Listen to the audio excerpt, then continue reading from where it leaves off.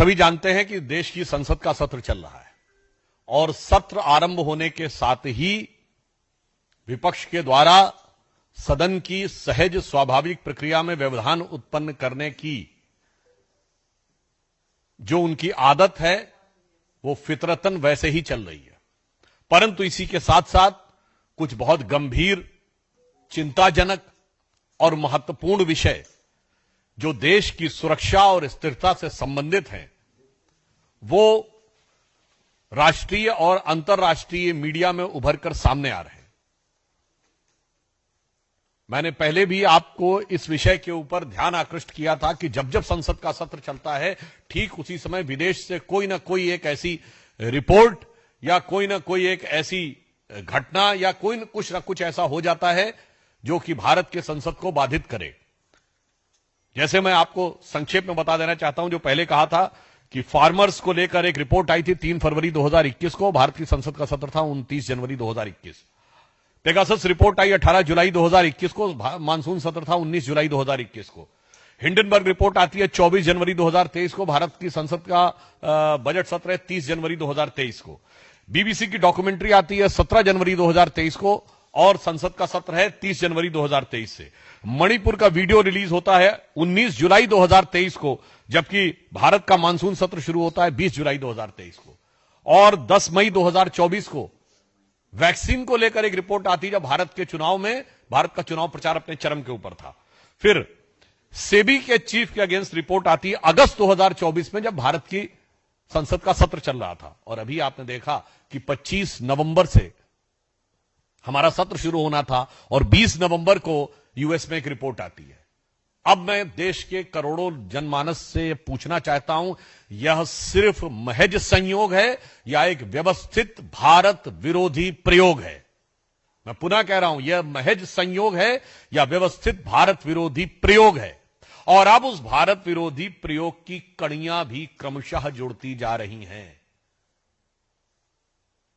Organised crime corruption report के विषय में आप लोग पहले भी देख चुके थे। एक और गंभीर विषय प्रकाश में आया है।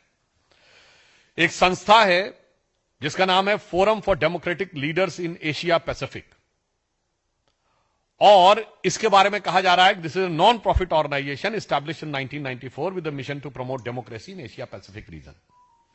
अब इसमें 4 लोग सह अध्यक्ष हैं, 4 लोग सह अध्यक्ष हैं, और उसमें एक श्रीमती सोनिया गांधी जी भी हैं। जो लोग हैं उसमें फिलीपींस की कैरेजोन एक्विनो हैं, जो फॉर्मर प्रेसिडेंट ऑफ फिलीपींस हैं, कियाम डेन जूंग हैं जो कि प्रेसिडेंट हैं National Congress of New Politics के, ऑस्कर सांचेज हैं जो former president of Costa Rica हैं, और Sonia Gandhi ji in the capacity of chairperson of the Rajiv Gandhi Foundation. ये आप देख सकते हैं। गंभीर बात है। एक तो हम ये बात कहना चाहते हैं, आज सदन की कार्रवाई प्रारंभ हुई।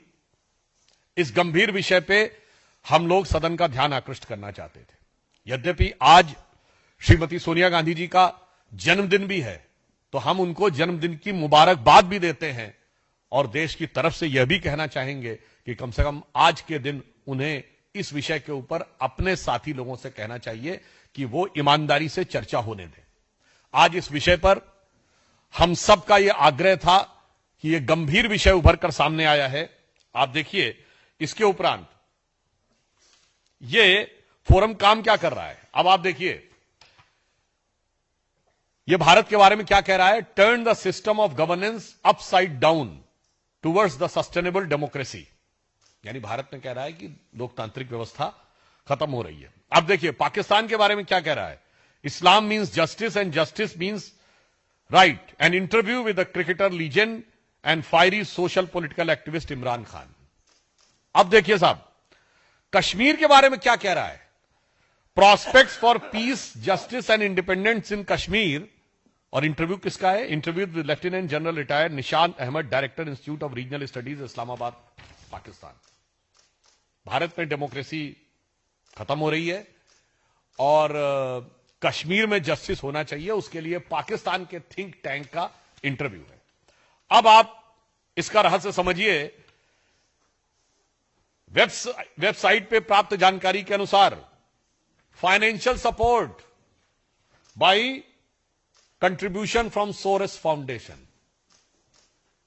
Up the dots seems to be connected.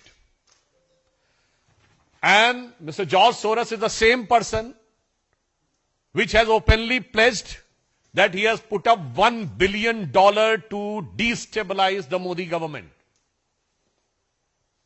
बहुत साफ है कि धन कुबेर से धन का प्रवाह किस काम के लिए हो रहा है।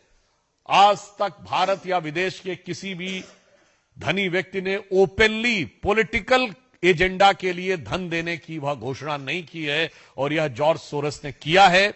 इसलिए हम इस गंभीर विषय को उठाना चाहते थे, जिसके लिए नियम 267 के तहत नोटिस हमारी तरफ से था। श्री लक्ष्मीकांत वाजपेयी जी जो मुख्य सचेतक हैं भाजपा के, वो थे। कविता पाटीदार जी थी। हमारी पार्टी के कई अन्य सांसद थे, और इसके साथ जदयू के राष्ट्रीय अध्यक्ष संजय झा जी ने भी नोटिस दिया था, और हमारे सहयोगी तमिलनाडु में जी के वासन जी, उन्होंने भी नोटिस दिया हुआ था। परंतु विपक्ष इसके ऊपर ईमानदारी से चर्चा नहीं चाहता है, और इसलिए वो अपनी इन कारगुजारियों को छुपाने का जितना भी प्रयास कर ले, आज हम साफ साफ विपक्ष और विशेषकर कांग्रेस पार्टी से पूछना चाहते हैं कि ये forum for Democratic leaders of Asia Pacific से आपका क्या संबंध है? साफ साफ बताइए।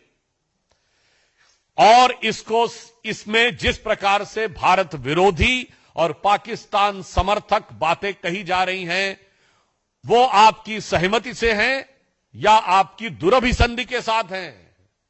With your cognizance and coherence we want a clear cut answer. Third, इसमें क्लियर कट कहा गया है कि इस फोरम की फंडिंग जॉर्ज सोरस से हो रही है, सोरस फाउंडेशन से है, जिसके एक नहीं अनेक व्यवस्थित उदाहरण मौजूद है। जो उस दिन आपको अन्य प्रेस कॉन्फ्रेंस में बताया गया था कि सलील शेट्टी, जो कि उनकी फाउंडेशन के वाइस प्रेसिडेंट भी हैं, राहुल गांधी जी के साथ उनकी फोटो उपलब्ध है, जो वो अपनी तथाकथित भारत जोड़ो यात्रा में चल रहे हैं। ये भारत की एकता और अखंडता के लिए खंड खंड करने वालों के स्वप्न को साकार करने का यह प्रयास हो रहा है।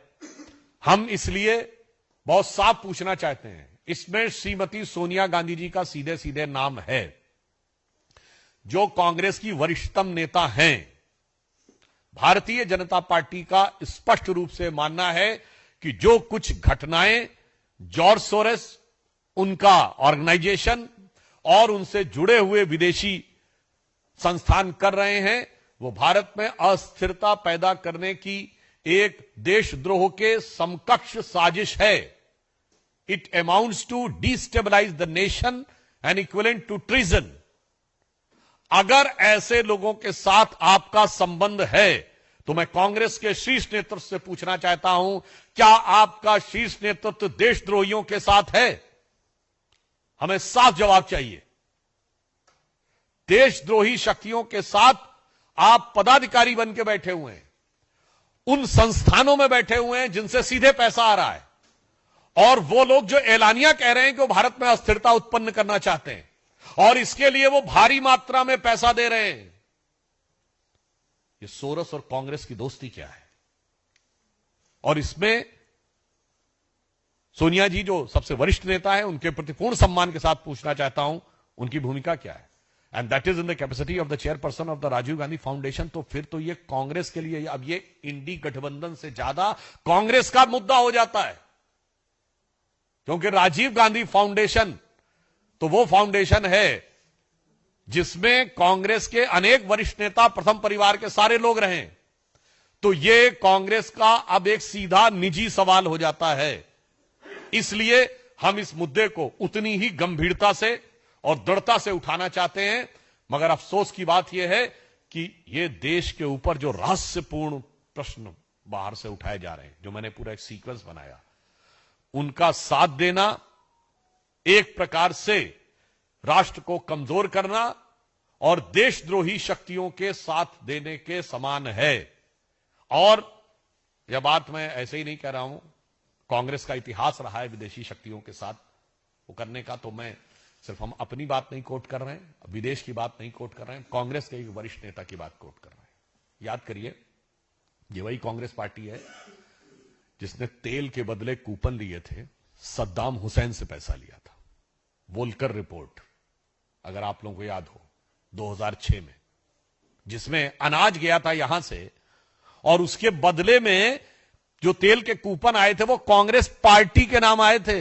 महत्वपूर्ण बात समझिए, भारत सरकार के नाम नहीं, कांग्रेस पार्टी के नाम, और जिसपे उनके तत्कालीन अध्यक्ष, तत्कालीन विदेश मंत्री नटवर सिंह जी को इस्तीफा देना पड़ा था। तो अब मैं उनका एक कोट कर रहा हूं। नटवर सिंह जी ने अपनी जो किताब लिखी है one life is not enough, उसमें उन्होंने 11 जुलाई 2006 को सोनिया गांधी जी को एड्रेस करते हुए साफ साफ विदेशी शक्ति के हस्तक्षेप की बात यूपीए सरकार के विदेश मंत्री ने स्वीकार की है। उन्होंने लिखा है, the other sources very in the American infiltration in our intelligence agencies. America का हस्तक्षेप हमारी गुप्तचर सेवाओं में, the penetration is connived at by some of our own people whose relationship have well paid jobs in America. ये जो संबंध है ये हमारी पार्टी के कुछ ऐसे लोगों के द्वारा है जिनको बहुत अच्छा और मोटा आर्थिक लाभ अमेरिका से प्राप्त होता है। तो मैं कांग्रेस पार्टी से पूछना चाहता हूं, यह सिर्फ हमारा और सिर्फ भारतीय जनता पार्टी का ही आरोप नहीं है।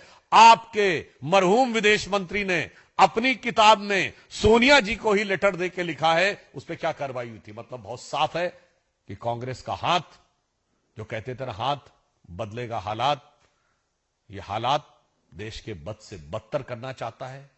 और हम साफ साफ शब्दों में कहें तो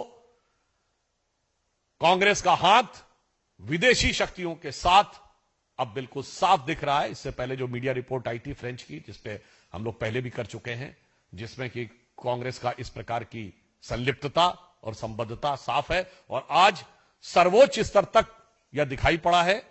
इसलिए हम अंत में कांग्रेस पार्टी से, इंडी गठबंधन से भी मैं सारे दलों से पूछना चाहता हूं, आप कांग्रेस की इस विदेशी संबंध की गुत्थी में साझीदार हैं या नहीं। और कांग्रेस पार्टी से पूछना चाहता हूं, आपके शीर्ष नेतृत्व का क्या संबंध है। और मैं सोनिया जी से भी विनम्रता से आग्रह करना चाहता हूं कि forum for Democratic Leaders in Asia Pacific, जो जॉर्ज सोरस से फंडेड है, उसमें आपने सह अध्यक्ष को प्रेसिडेंट का पद क्यों स्वीकार किया था और इसकी गतिविधियों के बारे में उन्हें देश को जानकारी देनी चाहिए। पर यह भी आश्वस्त करना चाहता हूं देश को कि अगर कुछ लोगों को यह गलतफहमी है कि विदेश में के आधार पर, विदेश की छांव लेकर, विदेश की आड़ लेकर वो भारत को अस्थिर करने का प्रयास करेंगे, तो श्री नरेंद्र मोदी जी के नेतृत्व में भारतीय जनता पार्टी और एनडीए और भारत की सरकार पूरी तरीके से भारत के हितों की रक्षा के लिए दृढ़ संकल्प है। और वो लोग जो अभी भी विदेश के ही आधार के ऊपर भारत में बदलाव का ख्वाब सजोए बैठे हैं, उनका ख्वाब नहीं पूरा होगा। उनके लिए यह पंक्ति कह के बात समाप्त करना चाहता हूं कि अपने वतन पर सदियों तक है रही हुकूमत गैरों की, लेकिन कुछ चेहरों पर अब तक धूल है उनके पैरों की। देखिए, किसी इस विषय के 3 पक्ष हैं, एक नैतिक पक्ष है, एक राजनीतिक पक्ष है और एक कानूनी पक्ष है।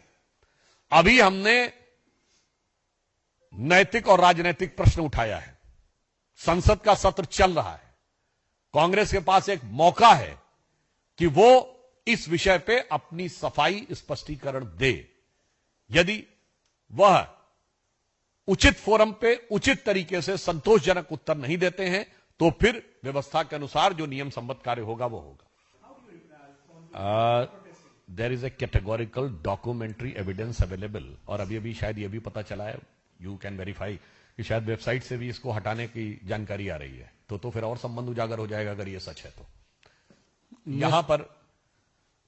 यहां पर मैं ये स्पष्ट करना चाहूंगा कि आपके संबंधों का स्वरूप न सिर्फ दिख रहा है, और महोदय मैंने तो आपकी सरकार के कैबिनेट मिनिस्टर को कोट किया है, और सवाल हमसे पूछ रहे हैं। यहां पर भी मैं उस विषय पे भी कहना चाहूंगा, देखिए आपने देश के इतिहास में ऐसा उदाहरण नहीं देखा होगा कि कोई अमेरिकन अटॉर्नी भारत की राज्य सरकारों के बारे में टिप्पणी करे जिसमें ज्यादातर विपक्ष की राज्य सरकारें हैं, और वो अपनी राज्य सरकारों को बेईमान कहने के लिए प्रदर्शन करने लगे। मुझे लगता है इससे ज्यादा देश को धोखा देने का प्रयास नहीं हो सकता। मैं उनसे कहना चाहता हूं, आपकी राज्य सरकारों का नाम है, सीधे आके आपकी राज्य सरकार के मुख्यमंत्री या पूर्व मुख्यमंत्री क्यों नहीं कहते कैसा कुछ हुआ था कि नहीं। इसीलिए यह शक पैदा होता है कि कोई सूरत बदलना मेरा मकसद नहीं है। मेरा मकसद है कि हर कदम पे हंगामा होना चाहिए। In this context, during our PC, at the time, a media report by a French publication that was published in Sarajevo that was quoted. And in that it was very clear that OCCRP project was funded by partially by the US State Department and also by the Soros. So it is incumbent on their part to clarify whether they are standing with the Soros stand of destabilizing the Modi government or not. And one more thing I would like to remind, that the last election was the only election in the history of India in which not just the foreign reports, first time a foreign government has said that there is a foreign interference in India. Russian government has openly given a statement during the process of elections. So now, if you are asking, then I would like to just put forth the fact that now they should make it clear that whether they are involved in the internal matters or not, and if they are not, then they should withdraw their support from those organizations. देखिए, मुझे लगता है कि ये एक बीमारी जो है वो पूरे देश में फैल गई है, और जो कुछ इल्तिजा मुफ्ती ने कहा है इसमें कुछ भी नया नहीं है। ये वही है जो डीएमके के नेता तमिलनाडु में बोलते थे, जो बिहार में लालू जी की पार्टी के लोग बोलते थे, जो उत्तर प्रदेश में सपा के लोग बोलते थे, जो कांग्रेस के लोगों ने कर्नाटक में बोला है। सतीश जारकीहोली उनके कार्यकारी अध्यक्ष रहे हैं, उन्होंने भी हिंदू शब्द के लिए एक गंदा शब्द कहा था, पीडब्ल्यूडी मिनिस्टर हैं। तो जो कुछ महबूबा मुफ्ती कह रही हैं वो इंडी गठबंधन की हिंदू विरोधी, भारत विरोधी सोच का एक बहुत निंदनीय उदाहरण है।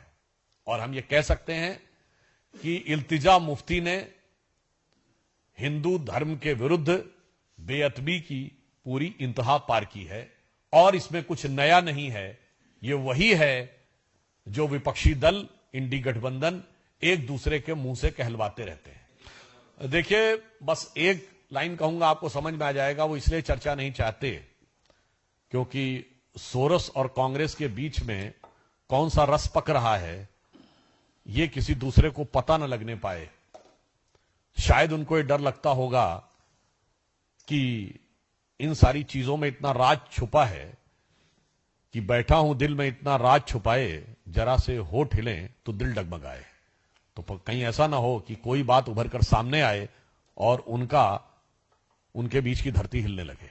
मगर हम ये कहना चाहते हैं, ये राष्ट्र की सुरक्षा से जुड़ा हुआ मामला है, इस पे ईमानदारी से बहस होनी चाहिए, और जो प्रश्न पूछे गए कांग्रेस को इसको साफ साफ स्पष्ट जवाब देना चाहिए। We want an unequivocal categorical answer. मुझे लगता है कि ये तथाकथित इंडिया अलायंस जो बना था उससे पहले यूपीए था।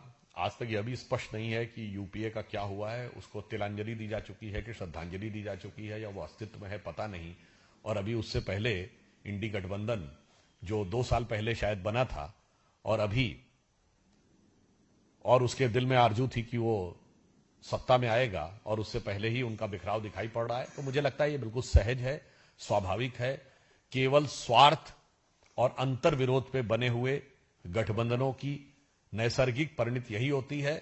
और मैं कहना चाहूंगा केवल एक फैक्टर था जिसकी वजह से वो सब एक आए थे, वो था एम फैक्टर, और अब उसी फैक्टर की वजह से उनके लिए आपस में एक दूसरे से प्रतिस्पर्धा शुरू हो गई है। वो एम फैक्टर क्या था? मोदी फैक्टर। वैसे आप लोग कुछ और भी सोच रहे होंगे, तो आपकी बुद्धिमत्ता पर मुझे पूरा भरोसा है, और इसी कारण से उनमें ये जो आपस में प्रतिस्पर्धा और संघर्ष है, ये सहज और स्वाभाविक है, और ये उनकी सहज परिणित है। तो एक लाइन कह दूं कि इस गठबंधन का कोई सिला ही नहीं, कौन किससे मिला है ये पता ही नहीं, और लाख चेहरे बदल के आ जाता हूं मैं, पर आईना कमबख्त झूठ बोलता ही नहीं। ये इंडी गठबंधन के दलों के ऊपर बिल्कुल साफ दिखाई पड़ता है। देखिए, ये भी एक बहुत आजकल एक स्टाइल हो गया है पिछले कुछ सालों में। पहले हिंदू धर्म के बारे में अपशब्द कह दो, फिर कह दो जी हमने हिंदू धर्म नहीं हिंदुत्व के बारे में बोला है। तो गजब का तर्क है। राहुल गांधी जी भी प्रयोग करते थे, यही वो करते थे। तो मुझे लगता है ये तिनके की ओट में पहाड़ नहीं छुपाया जा सकता। हिंदू धर्म के प्रति आपकी अवमानना, आपकी नफरत जग जाहिर हो चुकी है। हिंदू धर्म और हिंदुत्व में कोई डिफरेंस नहीं है, जैसे भारतीयता और भारत में डिफरेंस नहीं है, जैसे कांग्रेस और कांग्रेसी में डिफरेंस नहीं है, जैसे पुरुष और पुरुषत्व में डिफरेंस नहीं है, वैसे ही हिंदू और हिंदुत्व में डिफरेंस नहीं है। और यही जो दो नावों पे सवारी करने की वो कोशिश करते हैं कि हिंदू धर्म को अपशब्द भी कहेंगे और उसके बाद बचाव भी करने की कोशिश करेंगे, मुझे लगता है देश की जनता भली बात समझती है। और ये इल्तिजा मुफ्ती नहीं बोल रही है, ये राहुल गांधी कई साल पहले बोल चुके हैं। बहुत बहुत धन्यवाद।